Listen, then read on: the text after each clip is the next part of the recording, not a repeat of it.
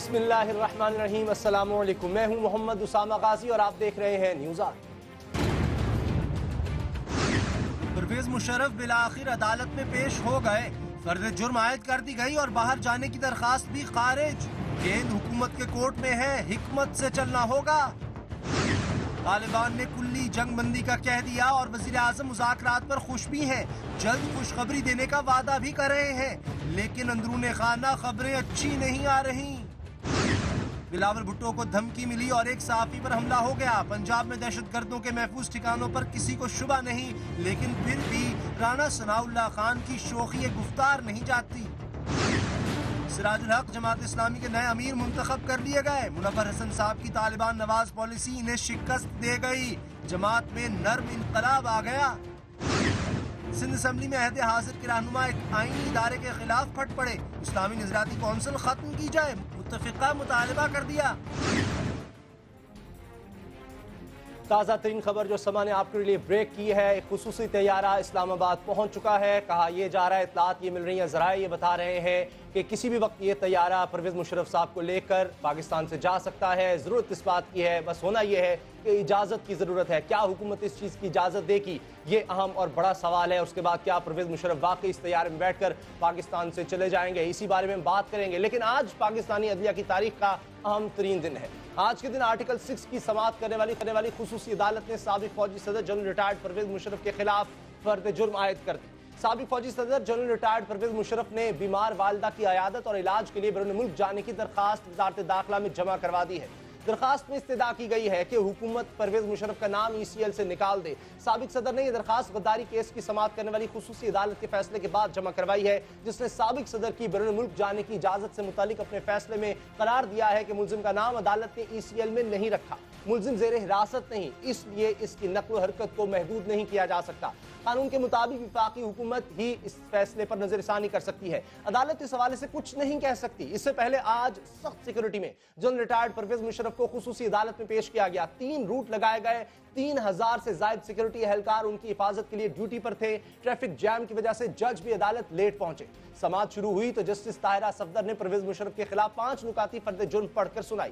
ملزم پرویز مشرف نے فرد جرم کا انکار کرتے ہوئے عدالت کو ملک کے لیے اپنی خدمات گنوائی۔ ان کا کہنا تھا کہ وہ عدالتوں کا احترام کرتے ہیں، 16 مرتبہ مختلف عدالتوں میں پیش ہو چکے ہیں، انہوں نے ملک کے لیے اپنا خون بہایا ہے، وطن کے دفاع کے لیے 2 جنگیں لڑی ہیں، اپنی زندگی کے 44 سال پاک فوج کو دیے۔ انہوں نے جب اقتدار سنبھالا تو ملک دیوالیہ ہونے کے قریب تھا، لیکن انہوں نے ملک کا وقار بلند کیا۔ اس کے باوجود انہیں غدار کہا جا رہا ہے۔ جن لوگوں نے ان کے بعد ملک کو بے دریغ لوٹا، ان کے خلاف کارروائی کی جائے۔ حقیقت یہ ہے کہ اس وقت جنرل ریٹائرڈ پرویز مشرف دوہری تہری پریشانی کا شکار ہے۔ ایک تو ان کی والدہ کی شدید علالت ہے جو دبئی کے اسپتال کے بستر پر موت و حیات کی جنگ لڑ رہی ہیں، دوسرے پرویز مشرف صاحب کی اپنی طبیعت بھی ناساز ہے۔ علاج کے لیے بیرون ملک جانے کی راہ میں اب حکومت کی اجازت بڑی رکاوٹ ہے۔ کیا حکومت انہیں انسانی ہمدردی کی بنیاد پر بیرون ملک جانے کی اجازت دے دے گی؟ اہم سوال ہے، جس کی گونج آج قومی اسمبلی میں بھی سنائی دی۔ خواجہ آصف کا کہنا تھا کہ عدلیہ نے فرد جرم عائد کر کے تاریخ رقم کی ہے۔ خواجہ آصف کہہ رہے تھے کہ جیلیں ایسے مجرموں سے بھری پڑی ہیں جن کی والدہ یا باقی رشتہ دار بیمار ہیں۔ مشرف چاہیں تو ان کی علیل والدہ کو ایئر ایمبولنس کے ذریعے وطن لایا جا سکتا ہے۔ محمود خان چکزئی نے آج کے دن کو ملکی تاریخ کا چوتھا تاریخی دن قرار دیتے ہوئے سوال اٹھایا کہ نواز شریف کو والد کے جنازے میں شرکت کی اجازت کیوں نہیں دی گئی؟ نواز شریف اگر معاف بھی کرنا چاہے تو مشرف کو علامتی سزا ضرور دینی چاہیے۔ صدر ممنون حسین کا بیان سامنے آیا ہے کہ اگر پرویز مشرف کی طرف سے معافی کی درخواست کی گئی تو وزیر اعظم کی مشاورت سے فیصلہ کریں گے۔ سابق صدر پرویز مشرف پچھلے سال مارچ میں پاکستان آئے، اس کے بعد سے مسلسل عدالتوں کے چکر میں الجھے رہے ہیں۔ 24 جون 2013 کے بعد سے 31 مارچ 2014 تک آئین شکنی کیس میں آنے والے اتار چڑھاؤ کی ایک الگ کہانی ہے۔ ان پر فرد جرم 35 سماعتوں کے بعد ممکن ہوئی ہے۔ گیند اب حکومت کے کورٹ میں ہے، جسے حکمت عملی سے چلنا ہوگا۔ کیا انسانی ہمدردی کی بنیاد پر حکومت جنرل پرویز مشرف کو بیمار والدہ کی عیادت کے لیے بیرون ملک جانے کی اجازت دے گی؟ اسی پر بات ہوگی۔ ہمارے ساتھ ہیں وزیر بلائے پلاننگ جناب احسن اقبال صاحب۔ احسن اقبال صاحب، کیا حکومت پرویز مشرف کو جانے کی اجازت دے گی؟ دیکھیے اسامہ، پہلے تو میں یہ کہوں گا کہ آج کا دن ایک بڑا تاریخی دن ہے، اور پاکستان میں وہ تمام سیاسی جمہوری کارکن جنہوں نے جمہوریت کے لیے قربانیاں دیں، وہ تمام صحافی جو رول آف لاء کے لیے اور جمہوریت کے لیے قربانیاں دیتے رہے، جدوجہد کرتے رہے، مبارکباد کے مستحق ہیں کہ آج پاکستان نے پہلی دفعہ یہ دن دیکھا ہے کہ جس شخص نے آئین توڑا ہے اس کو عدالت کے سامنے اپنے کیے کے لیے ٹرائل کا سامنا کرنا پڑ رہا ہے۔ اور یہ ممکن اس وجہ سے ہوا کہ 2008 کے بعد پی ایم ایل این نے جنرل مشرف کو 3 نومبر کے ان کے ایکٹ کے لیے انڈیمنٹی دینے سے انکار کیا، جس سے وہ عدلیہ کے سامنے اس ٹرائل کے لیے ولنریبل رہے، اوپن رہے، اور آج وہ حقیقت بن چکا ہے۔ جہاں تک آپ نے ان کے جانے کا سوال دیا، جیسے آپ کو معلوم ہے کہ حکومت نے ان کے پورے ٹرائل کو لیگل اور لاء کے مطابق ٹریٹ کیا ہے۔ میرا جو پورٹ فولیو ہے وہ پلاننگ جنرل مشرف کی نہیں ہے، بلکہ اس ملک کے مستقبل کی پلاننگ ہے۔ یہ شعبہ وزارت داخلہ کا ہے، انہوں نے وزارت داخلہ کو اپلیکیشن دی ہے، اور جو بھی ان کا فیصلہ ہوگا وہ اس حقیقت پر ہوگا کہ کسی کے لیے کوئی استثناء نہیں ہو سکتا۔ جو استحقاق جنرل مشرف کا ہے وہ ہر پاکستان کے شہری کا، ہر پاکستان کے اندر اس غریب ملزم کا بھی ہے جو کسی مقدمے کا سامنا کر رہا ہے، اور جو استحقاق ایک غریب ملزم کو نہیں حاصل ہے وہ جنرل مشرف کو بھی حاصل نہیں ہو سکتا، خواہ وہ خود کو کتنا ہی طاقتور کیوں نہ سمجھیں۔ لہٰذا یہ وزارت داخلہ کو ٹی وی کی خبریں ہیں کہ ان کے وکلاء جو ہیں وہ درخواست دے رہے ہیں، جب وہ ہوگی تو اس کو مکمل طور پہ ٹرانسپیرنٹ انداز میں قانون کے مطابق اس کا فیصلہ کیا جائے گا، اور اس وقت ہمیں کسی قسم کی اسپیکولیشن سے گریز کرنا چاہیے۔ آپ کو معلوم تھا کہ بہت سے لوگ کہتے تھے کہ جنرل مشرف قانون کا اور عدالت کا سامنا کیے بغیر اڑن کھٹولے پہ بیٹھ کے چلے جائیں گے، اور میں نے ایک ٹیلی ویژن پہ کہا تھا کہ اگر یہ دن ہوا تو میں پھر سیاست چھوڑ دینے کو ترجیح دوں گا، چونکہ پھر ہم نے جو سٹرگل کی وہ کس مقصد کے لیے کی تھی۔ تو آج وہ عدالت کے سامنے، رول آف لاء کے سامنے، کانسٹیٹیوشن کے سامنے جواب دے ہوئے ہیں۔ یہ وہ نیا پاکستان ہے جو ایمرج کر رہا ہے، جس میں رول آف لاء ایمرج کر رہی ہے، جس میں ایک آزاد عدلیہ ہے، اور ہر شخص برابر اپنے عمل کے لیے جواب دہ ہے۔ لیکن عدالت تو یہ کہہ چکی ہے کہ وہ زیر حراست نہیں ہے، ان کی نقل و حرکت پر کوئی پابندی عدالت نہیں لگائی، حکومت نے فیصلہ کرنا ہے۔ آپ بھی تو کابینہ کا حصہ ہیں، تو اس کے بعد کیا عدالت کی طرف واضح نہیں ہو رہا کہ اس کی طرف عدالت کی طرف سے کوئی پابندی نہیں ہے، حکومت کی طرف سے پابندی ہے؟ تو پھر اگر حکومت نے فیصلہ کرنا ہے کہ پرویز مشرف کو جانے دیا جائے، ان کے سامنے ان کے اوپر بہت سنگین قسم کا مقدمہ ہے جو پاکستان کے آئین کی سبورشن کا ہے، اور یہ آرٹیکل 6 کے تحت سنگین ترین جرم ہے۔ اسی طرح ان کے خلاف دوسری عدالتوں میں مقدمات چل رہے ہیں جس کے لیے وہ کچھ جن پر بیل انہوں نے لی ہوئی ہے۔ لہٰذا اس وقت جنرل مشرف کے بارے میں کسی قسم کی اسپیکولیشن میں سمجھتا ہوں مناسب نہیں۔ اگر کسی فورم پر ان کا معاملہ آیا، میری رائے بہت واضح ہے۔ اس سے پہلے ہم کچھ لوگوں کے بارے میں دیکھ چکے ہیں کہ جو بیرون ملک گئے اس امید پر کہ شاید وہ واپس آئیں گے، لیکن ان کو یا وہاں پر پناہ مل گئی، وہ واپس نہیں آ سکے۔ تو لہٰذا کوئی ایسا فیصلہ کہ جس سے جنرل مشرف اگر ملک چھوڑ کے جائیں اور اس کے بعد وہ قانون کی دسترس سے نکل جائیں، میں ذاتی طور پر اس کی حمایت نہیں کروں گا۔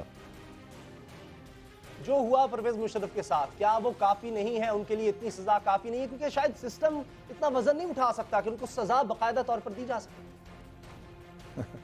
دیکھیے، پھر تو ہمیں کہہ دینا چاہیے کہ پاکستان میں 2 قانون ہیں۔ اگر اس ملک کے اندر صدر عدالتوں کے دھکے کھا سکتا ہے، سزا کھا سکتا ہے، اس ملک کے اندر وزیر اعظم کو سزائے موت ہو سکتی ہے، اس ملک میں وزیر اعظم کو ہتھکڑی لگ سکتی ہے، اس ملک کے وزیر اعظم کو جیلوں میں ڈالا جا سکتا ہے، قید تنہائی میں ڈالا جا سکتا ہے، تو مجھے بتائیے 18 کروڑ کے یہ نمائندے جو چیف ایگزیکٹو ہوتے ہیں، ان کی کوئی عزت نہیں ہے، ان کا کوئی رسپیکٹ نہیں ہے، وہ جس طرح مرضی رسوا ہوں، اور ایک بندہ جس نے عامر نے وردی پہن کے آئین اور قانون توڑ دیا، وہ اتنا بھارا ہے کہ اس کو کوئی وزن نہیں ڈال سکتے۔ اگر یہ استدلال درست ہے تو پھر ہمیں آئین کے اندر ترمیم کر دینی چاہیے کہ پھر اس ملک کے اندر 2 قانون ہیں، ایک مارشل لاء ہے اور ایک عام غریب آدمی کے لیے قانون ہے، پٹواری کے لیے ہے، کلرک کے لیے ہے، چپڑاسی کے لیے ہے، صفائی کے لیے ہے، سیولین کے لیے ایک اور قانون ہے، اور کسی ایک شعبے سے رکھنے والے کے لیے کوئی اور قانون ہے۔ یہ سب مفروضے ہیں، اور آج جنرل مشرف کی پیشی نے اس بات کو ثابت کیا ہے کہ پاکستان کی مسلح افواج بھی رول آف لاء پہ یقین رکھتے ہیں، اور جو ان کے وکلاء بلا وجہ ایک کانٹروورسی کریٹ کرنا چاہتے تھے وہ سب مفروضے تھے۔ اور میں سمجھتا ہوں کہ اب ہم سب نے سیکھا ہے، سیاستدانوں نے بھی سیکھا ہے، مسلح افواج نے بھی سیکھا ہے کہ پاکستان کا مستقبل صرف رول آف لاء کے ساتھ ہے، ڈیموکریسی کے ساتھ ہے، اور اس قسم کی ہم نے جو ایڈونچرز ہیں ان کی بہت قیمت ادا کر چکے ہیں اور ابھی بھی ادا کر رہے ہیں۔ صحیح۔ اب بڑی اچھی بات ہے جو آپ فرما رہے ہیں کہ برابری، قانون سب کے لیے برابر ہے، لیکن مجھے بتائیں اتنی سیکیورٹی صدر کی، وزیر اعظم کی نہیں ہے جتنی ایک ملزم کی ہے۔ 3000 سیکیورٹی اہلکار، جج جو ہے وہاں پر لیٹ ہو جاتے ہیں، 3 روٹ لگائے جاتے ہیں۔ مطلب اب میں اس سے زیادہ کیا کہوں؟ کس طرح یہ ہم مان لیں کہ وہ بالکل عام آدمی کی طرح ٹریٹ کیا جا سکتا ہے؟ دیکھیے یہ ایک حکومت کا ڈائلما ہے، اور چونکہ جنرل مشرف کے کارنامے ایسے ہیں کہ آج ان کو ہر طرف سے خطرہ ہے. کبھی کوئی بلوچستان سے ان کو دھمکی دیتا ہے، کبھی کوئی قبائلی علاقے سے دھمکی دیتا ہے، اور حکومت کی یہ ذمہ داری ہے کہ وہ ایک شخص جو اتنا ولنریبل ہے اور اگر وہ کورٹ آف لاء میں اپیئر ہو رہا ہے تو حکومت اس کی تحفظ کے لیے سارے کام کرے. اب دیکھیے اگر یہی کام وہ پہلے دن کر لیتے تو کتنے کروڑوں روپے ریاست کے ٹیکس پیئر کے جنرل مشرف نے اپنے اوپر سیکیورٹی کے حوالے سے خرچ کروائے، اور ایک اتنا بڑا ملک کے اندر ڈرامہ چلایا. اور وہ ہمارا AFIC کا جو ادارہ ہے جس کے اوپر لوگ اتنا اعتماد کیا کرتے تھے اس کو بھی متنازع بنایا. اور جو بیماری وہ کون سی دل کی بیماری ہے جس میں 2 مہینے 3 مہینے اینجیوگرافی نہیں کی جا سکتی؟ اگر آپ کسی کارڈیالوجسٹ سے پوچھیں تو اگر آپ کو سنگین دل کا عرضہ ہو تو سب سے پہلے اینجیوگرافی آپ کی کرنی ہوتی ہے. اور اگر وہ ملک کے اندر اینجیوگرافی کی صلاحیت پر اعتماد نہیں کرتے، اپنے سابق ادارے کے انسٹیٹیوشن پر بھی اعتبار نہیں کرتے، تو 8 سال میں انہوں نے پاکستان کی کون سی ترقی کی ہے؟ اگر پاکستان میں وہ اینجیوگرافی کی صلاحیت بھی پیدا نہیں کر سکے تو آج عدلیہ میں کون سی ترقی کی؟ وہ تقریر کر رہے تھے کہ میرے دور میں ملک نے بڑی ترقی کی ہے. تو یہ سب ایک کھیل ناٹک انہوں نے کھیلا. اصل میں بات یہ ہے کہ وہ اپنے جرم کا دفاع نہیں کر سکتے. ان کا ضمیر بھی اندر سے جانتا ہے کہ انہوں نے غلط کیا. 3 نومبر کو جو انہوں نے اقدام اٹھایا اس سے پاکستان کی جو رسوائی ہوئی، آپ New York Times, Washington Post, Financial Times, Daily Telegraph, Guardian, Newsweek, Economist, دنیا کے سب جرائد 3 نومبر 2007 کے بعد پڑھیں. انہوں نے پاکستان کو بنانا ریپبلک قرار دے دیا. ایک شخص کے ہوس اقتدار نے پورے ملک کا منہ کالا کیا پوری دنیا کے سامنے، اور ملک کو جس اندھیر نگری میں انہوں نے دھکیل دیا اس کی قیمت میں سمجھتا ہوں کہ اس قسم کی 1000 پیشیاں بھی ان کو لائی جائیں تو شاید اس کی سزا نہیں دی جا سکتی، جہاں ایک شخص نے اپنے مفاد کی خاطر پورے ملک کو یرغمال بنایا، آئین کو، عدلیہ کو، میڈیا کو، ریاست کو. جی مجھے بتائیں کہ اب بھی ان کی سپورٹ تو ہے. متحدہ قومی کے ڈپٹی کنوینر جس وقت میری آپ سے گفتگو ہو رہی ہے وہ فرما رہے ہیں کہ جن لوگوں نے کالی پٹیاں باندھ کر ان سے حلف لیا ان کے خلاف بھی کارروائی ہونی چاہیے. یہ بات بھی بار بار ان کے وکلاء کہتے رہے کہ وہ اکیلے ہی کیوں. چودھری شجاعت کہتے ہیں میرے خلاف بھی مقدمہ چلایا جائے، پھر سارے لوگ جو شریک تھے چاہے جنرل کیانی ہو چاہے قاف لیگ کے لوگ جو آج آپ کے ساتھ حکومت میں بیٹھے ہیں ان کے خلاف پھر کیوں نہیں؟ دیکھیے وہ کہتے ہیں نا کہ ہاتھی کے پیر میں سب کا پیر، تو یہ سب تو جنرل مشرف کے ہز ماسٹرز وائس تھے، تو ماسٹر کے خلاف ہی مقدمہ چلنا چاہیے. وہ تو جو ماسٹر ہوتا ہے یہ لوگ سب اسی کی وائس ہو جاتے ہیں. میں اس سے زیادہ کچھ نہیں کہنا چاہتا. لیکن جس طرح ندیم نصرت کہہ رہے ہیں کہ جنہوں نے حلف لیا کالی پٹیاں باندھ کر بازوؤں پر پرویز مشرف سے، ان کے خلاف بھی کارروائی ہو؟ نہیں، جنہوں نے حلف لیا، میں نے بھی کالی پٹی باندھی تھی، اور جنرل مشرف جو ہے پونا گھنٹہ چیمبر سے نہیں نکل رہے تھے کہ ان کی کالی پٹیاں اتروائیں تب حلف لیں گے. اور ہم کابینہ میں نہیں جانا چاہتے تھے اس شرط پہ کہ یہ پوری جو چارٹر آف ڈیموکریسی ہے اس کو زرداری صاحب امپلیمنٹ کریں، اور انہوں نے انکار کر دیا تھا کہ اگر PMLN کیبنٹ میں نہیں آئے گی تو ہم حکومت سازی نہیں کریں گے. اور جنرل مشرف چاہتے تھے کہ کوئی حکومت نہ بن سکے، میں اس اسمبلی کو توڑ کے دوبارہ اپنے من پسند دھاندلی والے الیکشن کروا سکوں. تو اس وقت مسلم لیگ نون نے کالی پٹیاں باندھ کر اپنی اس پروٹیسٹ کو بھی رجسٹر کرایا اور جنرل مشرف کے اس منصوبے کو ناکام بنایا جو ایک بحران پیدا کر کے وہ اسمبلی کو توڑ کے دوبارہ ایک دھاندلی والا الیکشن کرانا چاہتے تھے. اب ایک جو جہاز کی خبریں آ رہی ہیں کہ جہاز جو ہے طیارہ پہنچ چکا ہے، صرف اسے اجازت چاہیے. آپ کو لگتا ہے یہ بھی درست ہو سکتا ہے؟ کیونکہ جس طرح آپ کہہ رہے ہیں اب صرف وزارت داخلہ نے صرف اجازت دینی ہے، اب انہی کے پاس درخواست آ بھی چکی ہے، جہاز بھی آ چکا ہے، تو اس پہ کوئی بات نہیں کرے گا، صرف وزیر داخلہ نے اب اس پر فیصلہ کرنا ہے. دیکھیے یہ وزارت داخلہ کے پریویو میں ہے، میں کوئی اس پر کمنٹ نہیں کرنا چاہوں گا کہ ان کے ایکشن کے اوپر پہلے تعصب ہو یا تاثر ہو کہ ہم کسی ذاتی رائے کی بنیاد پر فیصلے کر رہے ہیں. بالکل آئین اور قانون کے مطابق کریں گے، اور جب کوئی فیصلہ ہوگا اس کے بعد انسان اس پہ رائے زنی کر سکتا ہے. ویسے تو اسلام آباد میں انٹرنیشنل ایئرپورٹ ہے، بہت سی فلائٹیں آتی ہیں، فلائٹیں مسافروں کو لے کے چلی جاتی ہیں، لیکن جو جہاز آ جا رہے ہیں وہ روٹین کے جہاز ہیں. میرا نہیں خیال کوئی ایسی خصوصی پرواز یہاں پہ موجود ہے. یہ بتائیے کہ عدالت کا جس طرح سے جو فیصلہ آیا ہے اس کے الفاظ جس کا میں نے پہلے ذکر کیا کہ حراست میں نہیں ہے، ان کی نقل و حرکت پر کوئی پابندی نہیں لگائی جا سکتی. عدالت تو باقاعدہ یہ کہہ رہی ہے کہ جیسے پرویز مشرف کے ساتھ زیادتی ہو رہی ہو کہ ان کو روکا نہیں جا سکتا, تو حکومت نے بس روکا ہوا ہے. تو بظاہر ایسا لگ رہا ہے کہ عدالت کو تو کوئی شک نہیں, اگر انہیں جانے بھی دیا جائے تو واپس آ جائیں گے. تو پھر ایسی قباحت اس میں کیا ہے؟ اگر انہیں اجازت مل جائے, ان کی والدہ بھی بیمار ہے, خود بھی بیمار ہے, انہیں حق حاصل ہے, عدالت کہہ رہی ہے کہ وہ جہاں سے چاہیں علاج کروائیں. آپ کیا چاہتے ہیں کہ انہیں اجازت دے دی جائے یا نہ دی جائے؟ جی احسن اقبال صاحب, اب یہ بتائیں, میں نے کہا آپ کیا چاہتے ہیں, آپ کی کیا رائے ہے, آپ کی کیا رائے ہے, آپ کیا چاہتے ہیں, اجازت ملنی چاہیے یا نہیں ملنی چاہیے؟ مجھے تو ایسے لگ رہا ہے جیسے سسٹم کو خطرہ ہو سکتا ہے, اسی لیے تو میں آپ سے پوچھ رہا ہوں کہ آپ کابینہ کا حصہ ہیں. دیکھیے ایسے کہ 35 سماعتوں کے بعد تو فرض کس بات کا یار, دیکھیے ہمیں اس ذہنی حالت سے نکلنا چاہیے. پاکستان کی سسٹم کو الحمدللہ اب کوئی خطرہ نہیں ہے. ہم نے اس سسٹم کے خطرے کی 60-65 سال قربانی دے کے انف سفر نہیں کر لیا. مشرقی پاکستان ہم نے گنوا دیا. یہ بلوچستان کے جو حالات ہیں یہ کس کا بیجا ہوئے ہیں؟ یہ جو قبائلی علاقے کے حالات ہیں یہ کس کا بیجا ہوئے ہیں؟ ہم یہ جو سسٹم کے خطرے کی علامتی گھنٹیاں ہیں, ان کے نتیجے میں تو یہ ملک یہاں پہ پہنچا. ملیشیا, کوریا, سنگاپور, یہ جتنے ملک ہیں, چین, ہم سے کیوں آگے نکل گئے؟ چونکہ وہاں پولیٹیکل سٹیبلٹی تھی, ایک سسٹم چلتا رہا. یہ بار بار کے سسٹم کو خطرے اور سسٹم کے گھنٹیاں بج رہی ہیں.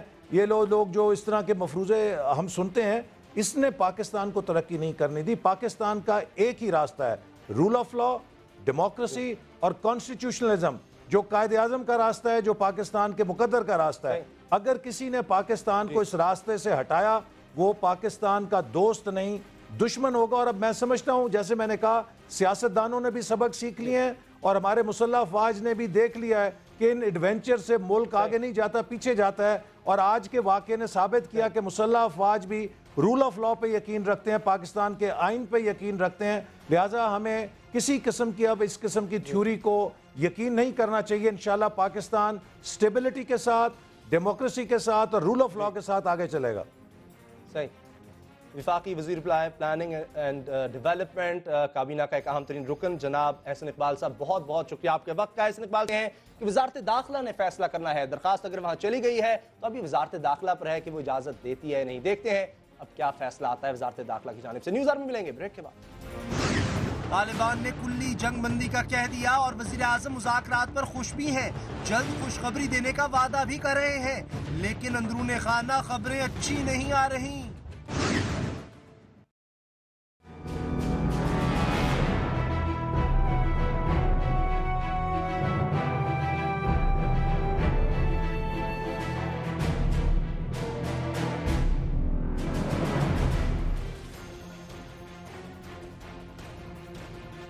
طالبان نے کلی جنگ بندی کا اعلان کر دیا ہے. آج طالبان کی طرف سے یہ پیغام آیا ہے کہ انہوں نے اپنے تمام گروپوں کو آگاہ کر دیا ہے کہ جب تک حکومت سے مذاکرات ہوتے رہیں گے اس وقت تک جنگ بندی رہے گی. کوئی بھی گروپ, کوئی بھی کمانڈر کسی قسم کی کارروائی نہیں کرے گا. طالبان کی رابطہ کار کمیٹی کے سربراہ خوش ہیں کہ جنگ بندی کے بعد سے ایک گولی بھی نہیں چلی ہے, جو ان کے لیے یقیناً خوش آئند ہے. وزیر اعظم جناب نواز شریف بھی طالبان سے مذاکرات میں ہونے والی پیش رفت پر خوش ہیں اور جلد قوم کو خوشخبری سنانے کا اندیا دے رہے ہیں. آج وزیر داخلہ چودھری نثار نے وزیر اعظم نواز شریف سے ملاقات کی اور طالبان کے ساتھ مذاکرات کی صورتحال سے آگاہ کیا.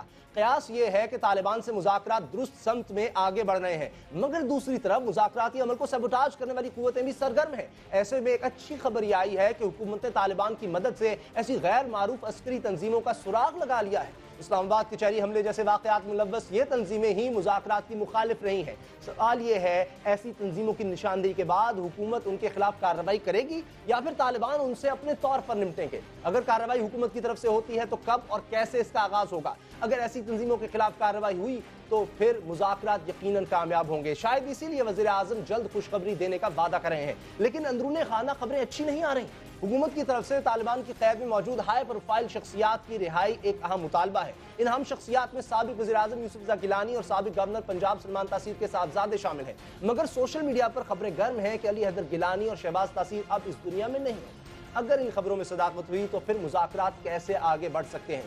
सोशल मीडिया की इन खबरों में कितनी सदाकत है, इसी पर बात होगी। हमारे साथ हैं मोतबर सहाफ़ी और इस सारे अमल के अहम शाहिद और तज्ज़ियाकार जनाब रहीमुल्लाह यूसुफ़ज़ई साहब। आपने जिस तरह हमारे प्रोग्राम में फरमाया था कि ये जंगबंदी में तोसी होगी और वो बात दुरुस्त साबित हुई, लेकिन अब जो सोशल मीडिया में अल्लाह ना करे खबरें दुरुस्त हों, ये आ रही हैं कि शहबाज तासीर और अली हैदर गिलानी जो है वो इस दुनिया में नहीं रहे। कोई आपके पास इस बारे में इतलात है? मुसद्दिक़ का इतलात नहीं है। ये जो ख़बरें आई हैं और कुछ ये ऑनलाइन अखबार में और फिर सोशल मीडिया के ऊपर इन्होंने कहा है कि तालिबान ज़राए का ये कहना है। अब तालिबान ज़राए कौन है, किससे बात हुई, किसी का नाम नहीं है। और आप देखें कि ये अगर ऐसी बात होती तो ये ख़बरें छुपी नहीं रहती। कम से कम जो वहाँ के रहने वाले हैं वज़ीरिस्तान के, शुमाली जनूबी वज़ीरिस्तान, वहाँ पे लोगों को इल्म होता। वहाँ से ऐसी कोई ख़बर नहीं आई। और कुछ जो जानते हैं इन सब चीज़ों को, जो वहाँ के रहने वाले हैं, वो कह रहे हैं कि शहबाज तासीर तो बिल्कुल ज़िंदा है और उनके बारे में ये कहा जा रहा है कि उज़्बेक मिलिटेंट्स के कब्ज़े में हैं, उन्होंने अगवा किया। उन्होंने मुतालबात भी किए थे और वो मुतालबात जो हैं वो शहबाज तासीर साहब की फ़ैमिली तक पहुंचा दिए गए थे।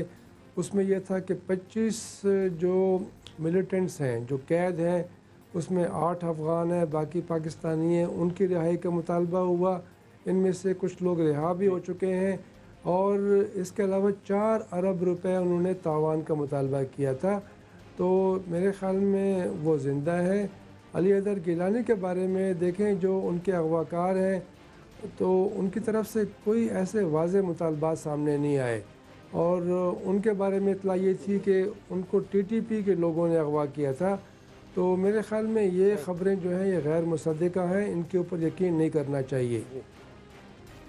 एक तरफ वज़ीर आज़म खुशखबरी सुनाने का कह रहे हैं, लेकिन दूसरी जानिब कुछ खबरें अच्छी भी नहीं आ रही। जिन लोगों का कहा है तालिबान ने उनको रिहा किया जाए, तो कोई भी आज़ाद रियासत जो है ऐसे लोगों को, ऐसे ख़तरनाक मुजरिमों को रिहा नहीं कर सकती। तो फिर जो डेडलॉक की खबरें हैं, क्या वो दुरुस्त हैं या वज़ीर आज़म जो खुशखबरी सुनाने जा रहे हैं वो सही है? देखिए, मेरे ख़्याल में डेडलॉक तो फ़िलहाल नहीं है। डेडलॉक तब होगा अगर ये मुज़ाकरात ख़त्म हो जाएँ या इसमें बहुत बड़ा वक्फ़ा आ जाए और जंगबंदी में अगर तोसी न होती तो फिर भी डेडलॉक था। मेरे ख़्याल में ऐसी बात नहीं है। दोनों फरीक चाहते हैं कि मुज़ाकरात करते रहें, मुज़ाकरात से कुछ हासिल करें, मुज़ाकरात में पेशरफ्त हो। और देखें, मेरे ख़्याल में अभी तक वो नौबत नहीं आई कि हम ये कह सकें कि मुज़ाकरात नाकाम हो गए। अलबत्ता जो खुशखबरी की बातें हो रही हैं, पहले तालिबान के राब्ता कार भी ये कह रहे थे, कुछ और लोग भी कह रहे थे। मेरे ख़्याल में खुशखबरियाँ अगर आएंगी तो काफ़ी देर से आएंगी। फ़िलहाल कोई ऐसी बड़ी खुशखबरी नहीं आएगी।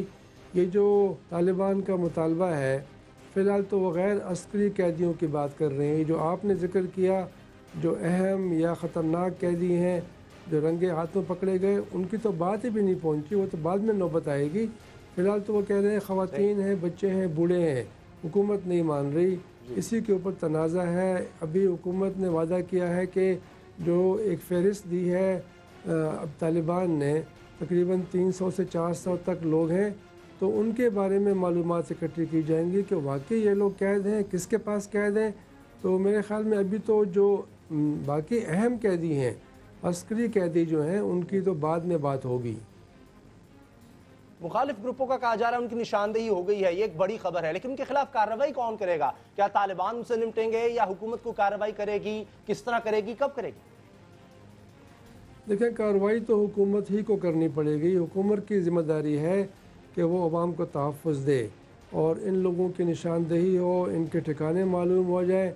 मैं तो समझता हूँ कि ये जो हमला करने वाले हैं, इनके ठिकाने भी वज़ीरिस्तान में हैं या बाकी कबायली इलाकों में हैं। और अगर तालिबान चाहे, तहरीक तालिबान पाकिस्तान चाहे, तो वो इनकी निशानदेही भी कर सकती है और इनके ख़िलाफ़ कार्रवाई भी कर सकती है। लेकिन मेरे ख़्याल में तहरीक तालिबान पाकिस्तान उस वक्त तक इनके ख़िलाफ़ कार्रवाई नहीं करेगी जब तक बातचीत में पेशरफ्त नहीं होगी, क्योंकि वो नहीं चाहते कि वो आपस में लड़ पड़ें। वो अगर मुज़ाकरात उनको कामयाब नज़र आएंगे, उसमें पेशरफ्त होगी, तो फिर मुमकिन है आगे जाकर वो भी इनके ख़िलाफ़ कार्रवाई करें जो कि अमन के मुज़ाकरात के मुखालिफ है। लेकिन हुकूमत भी मेरे ख़्याल में फ़िलहाल कोई बड़ी कार्रवाई नहीं करेगी।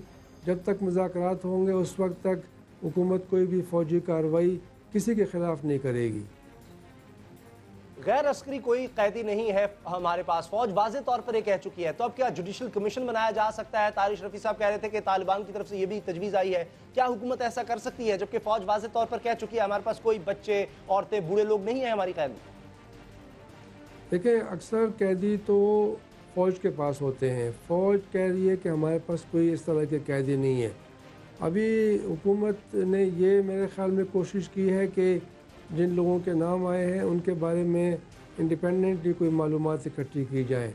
अब पता नहीं ये लोग मिसिंग जो पर्सनस हैं उसके ज़ुमरे में आएंगे, ये लोग कहाँ हैं? क्योंकि देखिए, मुझे याद है कि जब स्वात में फ़ौजी कार्रवाई हुई तो जो मिलिटेंट थे वो तो फ़रार हो गए, उनके ख़ानदान के कुछ लोग जो थे वो दरगई एक इलाका है मलकंड एजेंसी में, पले कैंप एक था अफ़गान महाजरीन के लिए जो खाली हो गया था, तो वहाँ पे उनको कुछ अरसा रखा गया, लेकिन वो इसलिए कि इन लोगों को भी ख़तरा था। स्वात के अवाम जो थे वो तालिबान के ख़िलाफ़ उठ खड़े हुए थे, तो इनको इनकी हिफाजत के लिए दरगई में रखा गया, लेकिन बाद में वो कैंप ख़त्म हो गया। तो मेरे ख़्याल में ये एक इख्तलाफ राय है कि वाकई गैर अस्करी कैदी हैं और कितने हैं और कहाँ हैं। तो इसके ऊपर मेरे ख़्याल में ये बात चलती रहेगी, फ़िलहाल इसका कोई आसान हल नहीं है। पीस जोन वाली बात आगे नहीं बढ़ रही क्योंकि कहा जा रहा है कि ये तो फिर रियासत की अमलदारी ख़त्म करने वाली बात होगी। कैदियों की जो बात है वो हमें आगे बढ़ती नज़र नहीं आ रही, सिवाय इसके कि हुकूमत कह रही है इस लिस्ट को देखा जाएगा। तो फिर जंगबंदी जो है आप देख रहे हैं कि मुज़ाकरात आगे चलते रहेंगे, जंगबंदी भी तब तक रहेगी। अगला स्टेप अब आप क्या देख रहे हैं होने जा रहा है? देखिए, अगर कोई गैर अस्करी कैदी कहीं से मिल गए और अगर वो ख़तरनाक लोग नहीं हैं, उनकी रिहाई हो गई, तो उससे भी बात में पेशरफ्त होगी। और ये जो आप अमन जोन की बात कर रहे हैं, ये तालिबान कहते हैं कि साउथ वज़ीरिस्तान में मसूद कबीले के इलाके में लद्दा और मकीन में ये अमन जोन कायम किया जाए। अगर वो ये समझते हैं कि सिर्फ वहीं पर बातचीत हो सकती है, वहीं पर वो लोग महफूज हैं, तो ये तो उनकी राय है, ये उनकी ख्वाहिश है। लेकिन मेरे ख़्याल में देखें, और भी जगह हो सकती हैं। ज़रूरत इस बात की है कि एक ऐसी जगह हो जहाँ पर बातचीत हो सके, जहाँ पे रसाई हो, जहाँ पे ख़तरा कम हो, वहाँ पे हुकूमत के लोग भी जाएं तो वो पुरअमन तरीके से जाएं और बातचीत करें। देखें, अगर कोई भी वाक़या हो गया मुज़ाकरात के दौरान, सफ़र के दौरान, तो उससे फिर ये हालात ख़राब हो जाएंगे। मेरे ख़्याल में कोशिश करनी चाहिए कि कोई मुतफ़िका ऐसी जगह का इंतख़ाब किया जाए जहाँ पर मुज़ाकरात हो सकें, जहाँ पे ख़तरा ना हो, तो वही अमन जोन होगा। ज़रूरी नहीं है कि तालिबान के कहने के ऊपर उनकी मर्ज़ी के मुताबिक कोई अमन जोन कायम किया जाए। बहुत बहुत शुक्रिया रहीमुल्लाह यूसुफ़ज़ई साहब, सीनियर तज्ज़ियाकार से आपने हमें वक्त दिया। जिस तरह जंगबंदी में तोसी हुई है, रहीमुल्लाह साहब का कहना है कि इसे डेडलॉक नहीं हम कह सकते, बात आगे बढ़ रही है, लेकिन अब हतमी बात जो आगे बढ़ेगी वो हतमी ऐलान जो हुकूमत की तरफ से आता है कि जिन गैर अस्करी कैदियों का जिक्र कर रहे हैं तालिबान, उसके बारे में हुकूमत क्या मौक़िफ़ इख्तियार करती है, ये देखना भी बाकी है। उसके बाद ही बात आगे बढ़ सकेगी। न्यूज़ आवर में मिलते हैं ब्रेक के बाद। बिलावल भुट्टो को धमकी मिली और एक सहाफ़ी पर हमला हो गया। पंजाब में दहशतगर्दों के महफूज ठिकानों पर किसी को शुबा नहीं, लेकिन फिर भी राणा सनाउल्लाह खान की शोखी गुफ्तार नहीं जाती।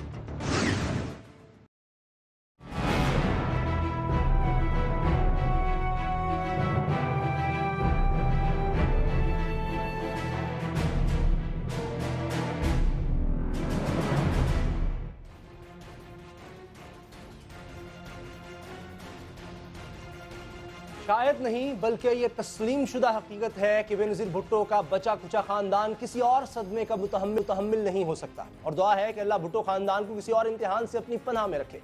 हालात की नज़ाकत का अंदाज़ा यकीनन वफाकी वज़ीर इत्तलात और नशियात जनाब परवेज़ रशीद को भी है, जिन्होंने आज खुले दिलो दिमाग से ये इतराफ़ कर लिया कि बिलावल भुट्टो को धमकी दरअसल पाकिस्तान को धमकी है।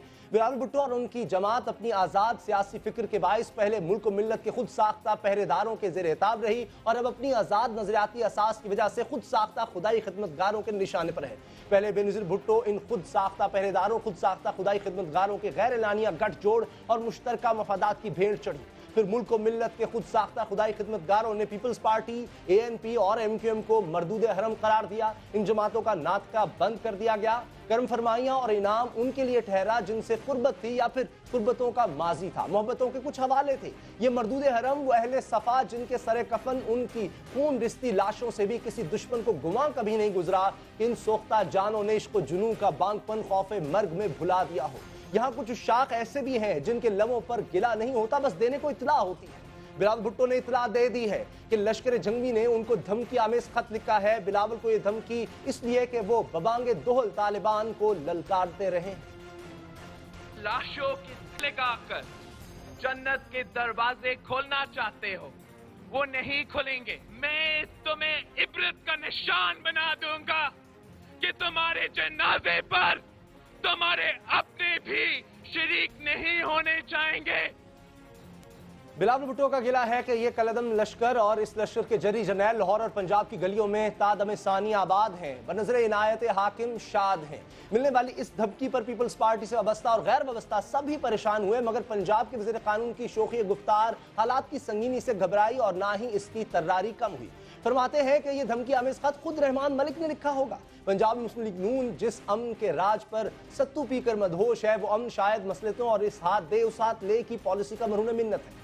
अगर पंजाब शिद्दत पसंदों और इंतहा पसंदों की महफूज तरीन जन्नत ना होता तो जुम्मे को एक साफी रजा रूमी पर आसानी से कातलाना हमला ना होता। अगर पंजाब हुकूमत और इसकी पुलिस फालियत के आला दर्जे पर फाइज होती तो फिर रजा रूमी के हमलावर आसानी से फरार ना हो पाते। इसका मतलब है कि या तो पंजाब हुकूमत दहशतगर्दी के मुमकिन खतरात और शिद्दत पसंदों की पंजाब में पुरअमन आबादकारी से आशना नहीं, या फिर इसे हालात की संगीनी का इदराक नहीं। पंजाब हुकूमत की इस मस्ती और बेखुदी पर बात करते हैं। हमारे साथ मौजूद है मारूफ साफिया निगार जनाब आरिफ हमीद। आरिफ हमीद साहब, क्या पंजाब हुकूमत दहशतगर्दी के खिलाफ अपनी जिम्मेदारियां पूरी कर रही है?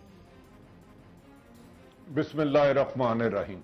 देखिए, पंजाब हुकूमत मेरा ख्याल है दहशतगर्दों के खिलाफ अपनी जिम्मेदारी पूरी करने की बजाय सिर्फ अपनी खानदान को महफूज बनाने के लिए, अपनी फैमिली के बच्चों को बाहर भिजवाने के लिए, रायविंड के महल में बख्तर बंद नीचे बनाने के लिए, 180H मॉडल टाउन को महफूज करने के लिए ज़्यादा तवज्जो दे रही है। अगर लाहौर की तकरीबन 24,000 पुलिस की नफरी है, जिसमें से 5,500-6 हज़ार इनके घर लगी है, 5,500-6 हज़ार पुलिस अफसरान के घर में है।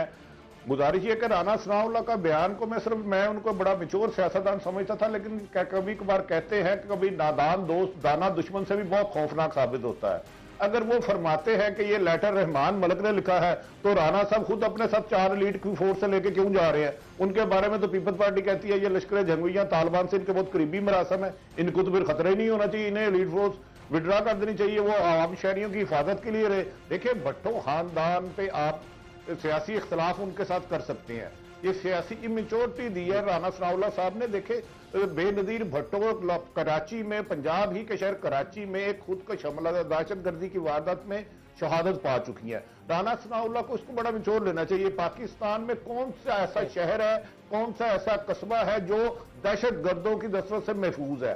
चंद रोज कबल मियां मोहम्मद नवाज शरीफ साहब को थ्रेड लेटर मिला, उन्होंने दहशतगर्दों ने कहा कि आपके लिए हमने ऑयल टैंकर तैयार किया। उसके बाद मुल्क की मुख्तलिफ एजेंसियों ने जाती उमरा का जाके सर्वे किया और उसको महफूज बनाने के लिए हर मुमकिन इकदाम किए। मियां साहब यकीनन हमारे कायद हैं इस मुल्क के, वजीर आज़म है, हम उनकी जिंदगी और सेहत के लिए दुआगो हैं, लेकिन मेरा ख्याल है उन्हें चाहिए कि राना सनाउल्लाह साहब को कहें कि ऐसे गैर संजीदा बयान देकर दहशतगर्दों की हौसला अफजाई ना करें। लेकिन जो विफाकी वज़ीर इत्तलात हैं परवेज रशीद, उनका बयान आया है कि बिलावल को धमकी, पाकिस्तान को धमकी। आपको लगता है विफाकी हुकूमत कुछ करेगी, पंजाब ना सही? इसका मतलब है, देखें, वफाकी हुकूमत और पंजाब हुकूमत एक पेज पे नहीं है। यहाँ राना सनाउल्लाह साहब वज़ीर आज़म मियां नवाज शरीफ के विजन से बगावत करना चाह रहे हैं, यहाँ वो उनका ख्याल है कि चौधरी निसार ने भी लेटर लिखा के कहा आया है। यहाँ अगर वो कहते हैं कि रहमान मलिक ने लिखा है तो रहमान मलिक के खिलाफ कानून के मुताबिक कार्रवाई की करनी चाहिए। अगर ये मजाक खेज है, ये इल्जाम खतरनाक है, रहमान मलिक ने लेटर नहीं लिखा, जो सदर जरदारी मुशर्रफ साहब जब तहरीक पे जा रहे तो चौधरी निसार ने कहा था ये लेटर मिला कि सदर मुशर्रफ को उन्हीं का कोई रहनुमा, उनका ही कोई मुलाजम कत्ल कर सकता है। इसका मतलब है वो लेटर चौधरी निसार ने खुद लिखा होगा। ये गैर संजीदा गुफ्तगू है। हमारे सियासतदानों ने 2-3 दफा फौज आई, लेकिन इन्होंने संजीदगी का मुजाहरा नहीं किया और एक दूसरे की किरदार कशी में ये भूल जाते हैं, अखलाकियात की हदूद को भी फलांग जाते हैं। حقیقت کیا ہے؟ کیا واقعی کلندن تنظیموں کے گارڈ یہاں پر ہیں پنجاب میں اور پنجاب حکومت ان کے خلاف اس لیے کارروائی نہیں کرتی کہ پھر اس کے خلاف رد عمل ہوگا؟ یہ وجہ ہے، خوف کا شکار ہے یا کچھ اور ہے؟ دیکھیں، میری ذاتی اطلاعات کے مطابق میں ایک بہت گمنام سا جرنلسٹ ہوں. بہاولپور رینج، ڈیرہ غازی خان رینج، فیصل آباد رینج میں خودکش حملہ آور داخل ہو چکے ہیں. وہ جو ایک حکومت نے دانش مندی کا فیصلہ کیا ہے کہ آپس میں مذاکرات کر رہے ہیں، اگر ان کو ایک طرف گو ہٹ دیا گیا تو بہت زیادہ تباہی ہو سکتی ہے. لاہور ہی کے شہر میں آپ کے جتنے سرکاری دفاتر ہیں ان کی دیواریں کنکریٹ کی بنا دی گئی ہیں. ان کے باہر جو سرکاری آپ کے اور میرے پیسوں سے روڈ بنتا ہے ان پہ میں اور آپ گزر نہیں چاہتے. وہ دہشت گردوں کا خوف نہیں ہے تو اور کیا ہے؟ خدارہ ان دہشت گردوں کو ڈیفینڈ کرنے کی بجائے قانون کو حرکت میں لائیں تاکہ عام شہری، اگر یہ چند خاندان محفوظ ہیں تو میں اور آپ بھی محفوظ ہونے چاہیے. ایک سبزی فروش کو بھی تحفظ دینا حکومت کی ذمہ داری ہے. لیکن پنجاب حکومت یہ کہتی ہے عارف حمید صاحب کہ آپ کراچی، سندھ کو دیکھیں، خیبر پختونخوا کو دیکھیں، بلوچستان کو دیکھیں، تو پنجاب تو ان کی نسبت کافی محفوظ نظر آتا ہے، کافی بہتری ہے یہاں پر امن و امان کے حوالے سے. دیکھیں، پنجاب میں تو بہت زیادہ امن و امان ہے. صرف درجنوں اغوا برائے توان کی وارداتیں ہو رہی ہیں، ان کو خفیہ رکھا جا رہا ہے، ان کو کنٹرول برزے کی بجائے چھپایا جا رہا ہے. یقیناً پنجاب بہت زیادہ محفوظ ہے. جہاں وزیر اعظم پاکستان اور وزیر اعلیٰ پنجاب لاہور میں محفوظ نہیں ہے. وزیر اعظم جب تشریف لاتے ہیں تو لاہور میں 2-3 روٹ لگتے ہیں، اور وزیر اعظم پاکستان محترم میاں محمد نواز شریف صاحب ہیلی کاپٹر پہ جاتی عمرہ چلے جاتے ہیں. یقیناً دہشت گردی کا تو کوئی خطرہ نہیں ہے. 3 روٹ تو تیاتر لگا لیتے ہیں کہ پولیس والے 4-5 گھنٹے دل لگا کے سڑک کے درختوں کے ساتھ باتیں کرتا رہے. میاں شہباز شریف صاحب ماڈل ٹاؤن کے گھر میں سنا ہے ایک بہت زیادہ محفوظ کمرہ بنا دیا گیا ہے جہاں پر خدا نہ خواستہ اللہ نہ کرے اگر کوئی دہشت گردی ہو تو ان کی جان محفوظ رہے. ہم ان کی جانوں کے لیے، زندگیوں کے لیے دعا گو ہیں، لیکن وہ اپنے نادان لوگوں کو کہیں لفظ کو بیان کرنے سے پہلے اس کے اثرات دیکھ لیا کریں لوگوں تک کیا جائیں گے. صحیح، بہت بہت شکریہ عارف حمید صاحب، سینئر تجزیہ کار صحافی، آپ نے وقت دیا. ان کا خیال ہے کہ پنجاب حکومت دہشت گردی پر قابو پانے کے لیے اپنی ذمہ داریاں پوری نہیں کر رہی. نیوز آر میں ملیں گے بریک کے بعد. سراج الحق جماعت اسلامی کے نئے امیر منتخب کر لیے گئے. منور حسن صاحب کی طالبان نواز پالیسی انہیں شکست دے گئی. جماعت میں نرم انقلاب آ گیا.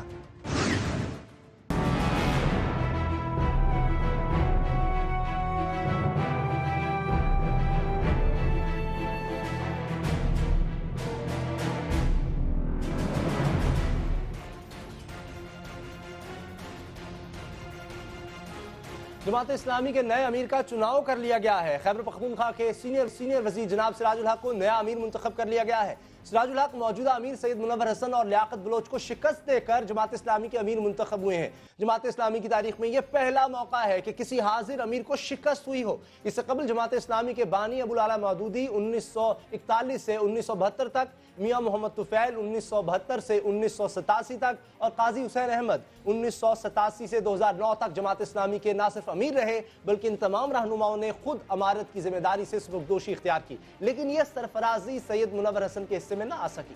سید منور حسن کی شکست جماعت کی روایت سے ہٹ کر تھی، اس لیے بڑی خبر بنی. ناقدین نے تنقیدی جائزے لیے. کچھ نے کہا یہ نرم انقلاب ہے، کسی کے خیال میں یہ شکست دراصل سید منور حسن کی سخت گیری اور بے لچک رویوں کی ہے. منور حسن کو خود جماعت اسلامی نے مسترد کر کے دراصل ان کی طالبان نواز پالیسیوں کو مسترد کر دیا ہے. یہ سید منور حسن ہی ہے جو اپنی امارت کے دوران طالبان کو دکھی لوگ کہتے رہے، پاک فوج کے شہیدوں کے بارے میں گم سم رہتے اور طالبان کو شہید کہتے، جن کی نظر میں ملالہ یوسفزئی قومی مجرم رہی اور طالبان ہمارے بھائی رہے. قصہ مختصر، سید منور حسن نے جماعت اسلامی کو نہ صرف متنازع بنایا بلکہ انہوں نے دہشت گردی کے خلاف جاری اس جنگ کو بھی شکوک کے اندھیروں کی طرف دھکیلنے کی کوشش کی.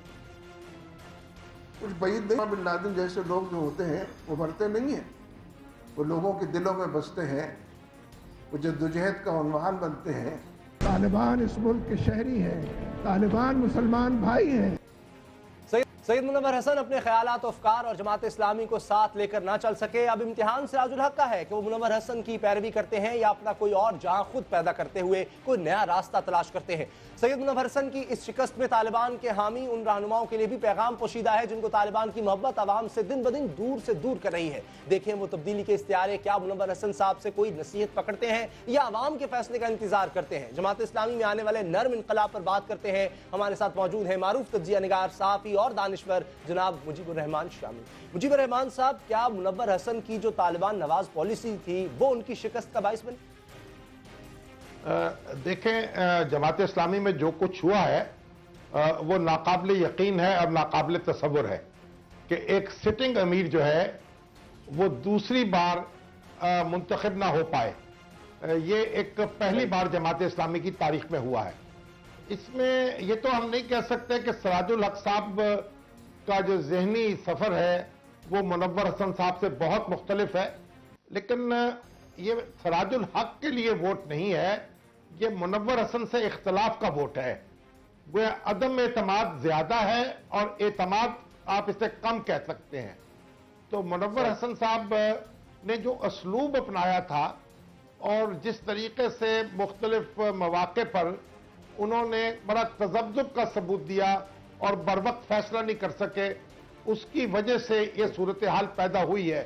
آپ کو یاد ہوگا کہ 2013 کا جو الیکشن ہے اس میں جماعت اسلامی جو ہے آخر دم تک اس پیچ و تاب میں رہی اور مشکل میں رہی کہ اسے پی ٹی آئی سے الائنس کرنا ہے یا مسلم لیگ نون سے کرنا ہے۔ نتیجہ یہ ہے کہ دونوں سے بھی قومی سطح پر کوئی معاملہ نہیں ہو سکا، اس کی وجہ سے خاصا نقصان اٹھانا پڑا۔ تو کراچی میں جو صورتحال ہوئی وہ بھی آپ کے سامنے ہے، اس میں بھی مشکلات پیدا ہوئیں اور کراچی کی جماعت جو ہے اس میں ایک بدنظمی پیدا ہوئی، اور منور حسن صاحب کا جو اسلوب ہے اور پھر جو بات کرنے کا انداز تھا اس نے بھی لوگوں کو یعنی ایک طرح سے دکھی کر دیا، تو اس کے نتیجے میں یہ صورتحال پیدا ہو گئی۔ ان کے کئی بیانات جو ہیں کیا جماعت اسلامی کو متنازع بنا گئے؟ اسامہ بن لادن کے حق میں چاہے بیان ہو، چاہے فوجیوں کو غیر شہید اور طالبان کو شہید کہنا ہو، یہ بیانات بھی انہیں لے ڈوبے؟ ہاں، یہ بھی ایک فیکٹر ہو سکتا ہے، کیونکہ اس میں جو انہوں نے الفاظ انتخاب کیے وہ غیر محتاط تھے۔ وہ یہی بات احتیاط کے ساتھ بھی کہی جا سکتی تھی۔ کوئی ضروری بات نہیں ہے کہ آپ طالبان کو انتہائی سطح پہ جا کر کنڈیم کریں، آپ ان کے لیے نرم گوشہ رکھ سکتے ہیں، لیکن پھر احتیاط سے تو بات کرنی چاہیے۔ تو وہ احتیاط کا دامن چھوڑ بیٹھے، اور آپ کو معلوم ہے کہ منور حسن کا ایک بڑا شاندار کیریئر ہے اور بڑے طویل عرصے سے وہ جماعت اسلامی اور اسلامی جمعیت طلبہ کا حصہ ہیں۔ 1964 میں وہ ناظم اعلیٰ تھے جمعیت کے، جبکہ ہمارے جو سراج الحق ہیں وہ تو اس وقت 2 سال کے تھے، تو وہ تو انگوٹھا بھی نہیں چوس رہے تھے اس وقت۔ تو منور حسن بہت سینئر ہیں، بڑی سرگرم رہے ہیں، بڑی ذاتی خوبیوں کے مالک ہیں، لیکن بس کچھ سیاسی معاملات میں توازن برقرار نہیں رکھ پائے، اس وجہ سے جماعت کا امیج جو ہے وہ خاصا متاثر ہوا۔ جس طرح آپ فرما رہے ہیں پہلے کبھی نہیں ہوا جماعت اسلامی میں اس طرح، تو کیا اسے ہم نرم انقلاب کہہ سکتے ہیں؟ یعنی ایک بڑی تبدیلی تو ہے، آپ اسے نرم انقلاب بھی کہہ سکتے ہیں، کیونکہ جماعت اسلامی کے ارکان نے بھی اپنی اسٹیبلشمنٹ جو ہے اس کے خلاف ایک طرح سے بغاوت کی ہے، اور سراج الحق کو منتخب کر کے اپنی روایات کو توڑ دیا ہے۔ تو سراج الحق ایک نوجوان ہیں اور ایک اپنا مزاج رکھتے ہیں سادگی کا، اور بڑی عام آدمی کی زندگی گزارتے ہیں، کوئی ان کا کروفر نہیں ہے۔ پہلے بھی سینئر وزیر رہے ہیں خیبر پی کے، آپ پھر سینئر وزیر ہیں، تو حکومت چلانے کا تجربہ بھی ان کو حاصل ہے، لیکن ان کی جو علمی معاملات ہیں وہ ذرا غور طلب ہیں، تو ان کو بڑی توجہ دینی پڑے گی، گفتار جو ہے اپنی پر قابو رکھنا پڑے گا، اور اپنے جو کمی ہے اس کو اپنے اچھے مشیروں سے پر کرنا پڑے گا، کیونکہ جماعت اسلامی کا امیر خواہ وہ مدرسے میں نہ پڑھا ہوا ہو، اس نے کالج اور یونیورسٹی میں تعلیم پائی ہو، تب بھی اسے دینی علم کی ایک خاص مقدار کا مالک ضرور ہونا چاہیے۔ تو سراج الحق صاحب کو اس طرف بہت ہی توجہ کرنی پڑے گی۔ بہت بہت شکریہ مجیب الرحمان شامی صاحب۔ دیکھتے ہیں سراج الحق صاحب کی سوچ سید منور حسن سے کتنی مختلف ہوتی ہے، اور کیا جماعت اسلامی کے لیے وہ کچھ بہتر کر پاتے ہیں نہیں۔ सिंध असम्बली में अहद हाजिर के रहनुमा इस्लामी नज़रियाती कौंसिल के खिलाफ फट पड़े। असम्बली ने कम उम्री में लड़कियों की शादी के हवाले से इस्लामी नज़रियाती कौंसिल की सिफारिशात पर तहफ़्फ़ुज़ात की करारदाद मुतफ़क़ा तौर पर मंजूर कर ली। स्पीकर आगा सिराज दुरानी की सरबराही में सिंध असम्बली का इजलास शुरू हुआ तो मुस्लिम लीग फंक्शनल की मेहताब अफो राशिदी ने करारदाद पेश की, जिसमें ज्यादती केस में DNA की बतौर शहादत और कम उम्री में लड़कियों की शादी के हवाले से इस्लामी नज़रियाती कौंसिल की सिफारिशात पर तहफ़्फ़ुज़ात का इजहार किया गया। ईवान से इस करारदाद को कसरत राय से मंजूर कर लिया।